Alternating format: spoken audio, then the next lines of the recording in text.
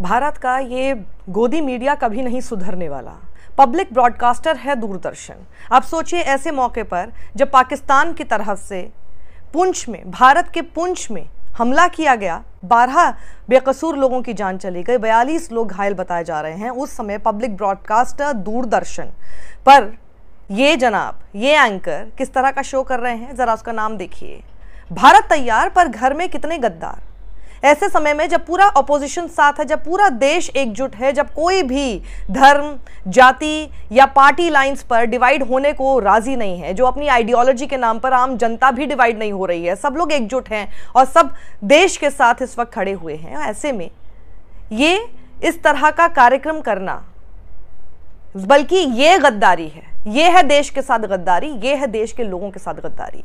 और इस तरह से आप देश के उन सभी लोगों को गद्दार कहना शुरू कर दे जिनकी तस्वीरें यहां पर डाली जा रही हैं।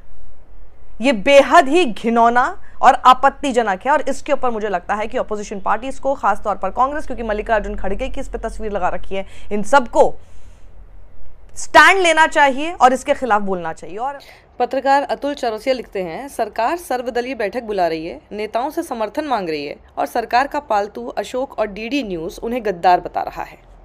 और तो और झूठ देखिए किस तरह से ये लोग फैलाते हैं। इतनी नफरत इस गोदी मीडिया के अंदर है एक धर्म के प्रति कि उनको ये भी क्रॉस चेक करना सही नहीं लग रहा है कि वो आम नागरिक है, एक भारतीय मुसलमान आम नागरिक है जो कि बेकसूर है, जिसकी मौत हो गई, या वो आतंकी है जिसे आप क्लेम कर रहे हैं। एक बेकसूर मासूम आदमी को इन लोगों ने क्लेम कर दिया, सबने दावा करके चला दिया कि ये आतंकी है जिसकी देखिए मौत हो गई है, जिसको मार गिराया गया है। ये मोहम्मद जुबैर ने जब ट्वीट किया, उसके हवाले से मैं आपको बता रही हूं, this is shameful by Indian news channels. Qari Mohammad Iqbal from Poonch, India was killed yesterday in shelling from Pakistan is being portrayed as a terrorist in multiple national Indian news channels। देखिए, मोहम्मद इकबाल, पीओके के कोटली के अब्बास कैंप पर हमला, मारा गया कारी मोहम्मद इकबाल। तो ये सारे स्क्रीनशॉट्स देखिए आप, 2019 के पुलवामा हमले में भी था शामिल, मारा गया आतंकी कारी मोहम्मद इकबाल, जी न्यूज ने चलाया। इससे पहले मैंने आपको न्यूज 18 का स्क्रीनशॉट दिखाया था, रिपब्लिक चैनल देखिए चलाता है। Qari Mohammad Iqbal was a top Lashkar Taiba commander involved in major terror attacks including Pulwama.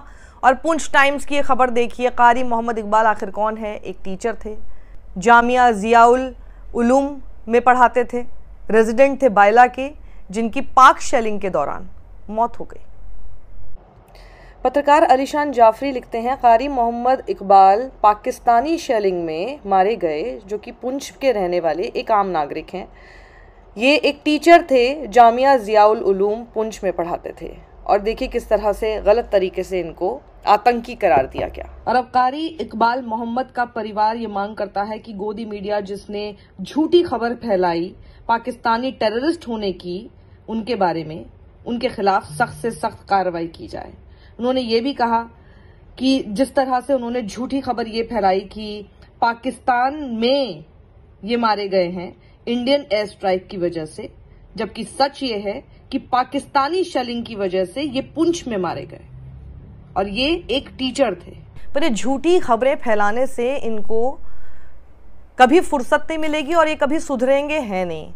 तो इसलिए ये भारतीय जनता पार्टी के जो एमपी जो लगातार बोलते रहते हैं ना, निशिकांत दुबे, ये बोल रहे हैं कि जी यूट्यूब पर जो पाकिस्तानी एजेंडा चला रहे हैं, इन लोगों को सबसे पहले बैन करना चाहिए। सबसे पहले तो आपको बैन करना चाहिए ऊट पटांग उलझलूल बातें करने के। और आपको अगर बैन ही कराना ना, तो इन झूठे लोगों को बैन कराइए जो सिर्फ झूठ परोस रहे हैं या फिर देश के अंदर उन्माद फैलाने की कोशिश कर रहे हैं, दंगे फसाद कराने की कोशिश कर रहे हैं, जिसमें इस वक्त पब्लिक ब्रॉडकास्टर भी शामिल नजर आ रहा है, जिसकी शुरुआत मैंने आपको की थी। आइए अब आपको वो खबर बताती हूँ।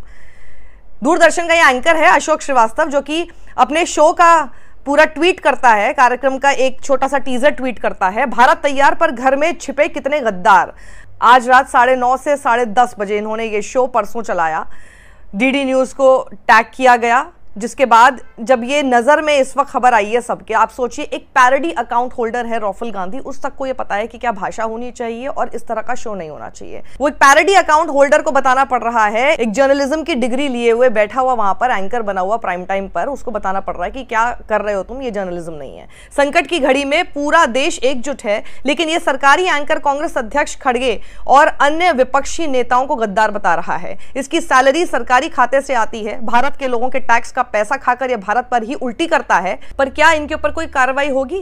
तो गुरदीप सिंह सप्पल हैं जो कि कांग्रेस के साथ हैं और पहले ये दूरदर्शन में रहे हैं, तो इनको टैग करते हुए राहुल गांधी लिखते हैं कि भैया श्री गुरदीप सप्पल जी, आप पहले दूरदर्शन में कार्यरत रहे हैं और अब कांग्रेस में उच्च स्तर पर काम करते हैं, क्या आपको लगता है कि एक सरकारी चैनल के एंकर की भाषा उचित है?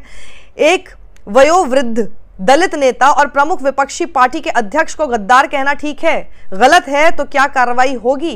गुरदीप सिंह सप्पल इसके जवाब में लिखते हैं कि यह मामला हम तक भी पहुंचा है, इस पर निश्चित ही कार्रवाई होगी। जिस वक्त पूरा देश एकजुट है, खड़गे जी, राहुल जी सहित पूरी कांग्रेस पार्टी और पूरा विपक्ष सेना के साथ और सरकार के साथ खड़ा है, ऐसे में सरकारी चैनल में काम करने वाला यह व्यक्ति और इसकी पूरी एडिटोरियल टीम किस एजेंडे के तहत एकता तोड़ने में लगी है? बिल्कुल ये एकता तोड़ने की बात है। ये किसके इशारे पर खेल रहे हैं? इस पर हम चुप नहीं रहने वाले हैं। कानूनी कार्रवाई और राजनीतिक जवाब दोनों मिलेंगे। तो बेसिकली गद्दार कौन है? ये तो जो शो कर रहा है इस तरह का, उसी के ऊपर उंगली उठती हुई नजर आ रही है और कांग्रेस के गुरदीप सिंह सप्पल का इशारा यही है कि किसके इशारे पर आखिर काम कर रहे हैं और ये क्यों कर रहे हैं इस तरह की हरकत। पत्रकार रोहिणी सिंह लिखती हैं, जब सारी ऑपोजिशन पार्टी ने अपनी तरफ से एक अनकंडीशनल सपोर्ट दिखाया है ये गवर्नमेंट के लिए इस वक्त, ऐसे समय में जब भारत पाकिस्तान से लड़ रहा है, सबसे ज्यादा हैरान करने वाली बात ऐसे में ये होती है कि एक पब्लिक ब्रॉडकास्टर जो कि एक शो चलाता है, कांग्रेस के प्रेसिडेंट मल्लिकार्जुन खड़गे की तस्वीर के साथ और बोलता है कि वो गद्दार है। ये एक बहुत बड़े दलित लीडर हैं जिनको खुलेआम एक पब्लिक ब्रॉडकास्टर इस तरह से गाली दे रहा है, जो कि बेहद ही आपत्तिजनक है और बहुत ही डिस्गस्टिंग है। ये कैसे अलाउ किया जा रहा है? वो टैग करते हैं नवनीत सहगल को पूछने के लिए और फिर पूछती हैं कांग्रेस आखिर इसके ऊपर चुप क्यों है? तो कांग्रेस आखिर अब इसके ऊपर क्या करेगी, ये एक बड़ा सवाल है, क्योंकि कार्रवाई तो होनी चाहिए। ये बहुत ही गलत बात है कि अगर ऐसा लगता है कि जी चुप हो जाएंगे, कुछ बोलेंगे नहीं और इसी वजह से ये लोग खुलेआम इस तरह की हरकतें करते हैं, तो क्या कोई कार्रवाई कांग्रेस की तरफ से इस पर होगी? क्योंकि ऐसे समय में जब भारत पाकिस्तान के साथ युद्ध में है, लड़ रहा है और पूरा देश इस वक्त एकजुट है, सेंसिटिविटी के साथ काम करने की बजाय हमारे देश का ही मीडिया जो कि पब्लिक ब्रॉडकास्टर है, और पब्लिक ब्रॉडकास्टर जब हम कहते हैं तो वो आपके, हमारे, हम सबके टैक्स के पैसे पर चल रहा है, उसमें मेरा भी योगदान है, उसमें पूरी जनता का योगदान है और हम सबके योगदान पर पल रहे इस एंकर की इतनी हिम्मत कि ये वहां पर बैठकर और भी ज्यादा देश को तोड़ने की बात करे और ऐसे गद्दार बोलना शुरू करे। क्या इस तरह की इर्रिस्पॉन्सिबल रिपोर्टिंग होनी चाहिए इस वक्त?